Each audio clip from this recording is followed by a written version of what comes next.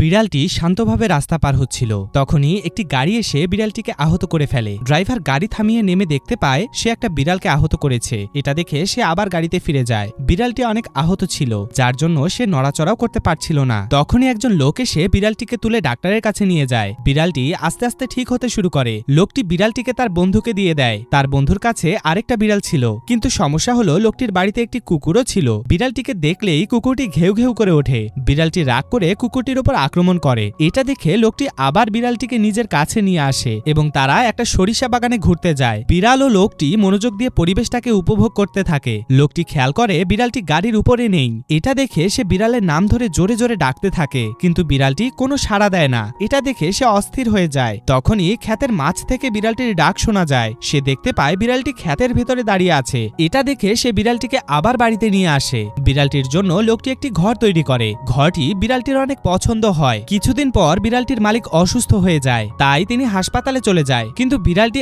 আগেই গাড়ির ভেতরে উঠে পড়ে, তাই মালিক তাকে জোর করে ঘরের ভেতরে রেখে যায়। এইভাবে 3 দিন কেটে যায়। 3 দিন পর একটি প্রতিবেশী বিড়ালটিকে নিয়ে হাসপাতালে যায়। এটা দেখে বিড়ালটি অনেক খুশি হয়ে যায়। বিড়ালটিকে দেখে মালিকও অনেক খুশি হয়। একদিন বিড়ালটির মালিক অনেক অসুস্থ হয়ে পড়ে। বিড়ালটি বাড়ি থেকে দৌড়ে হাসপাতালে যায়। বিড়ালটি রুমে গিয়ে তার মালিকের শরীর চাটতে থাকে, কিন্তু তার মালিক সেই দিনই শেষ নিঃশ্বাস ত্যাগ করে। এর পরেও বিড়ালটি তার মালিকের জন্য দিনের পর দিন অপেক্ষা করতে থাকে।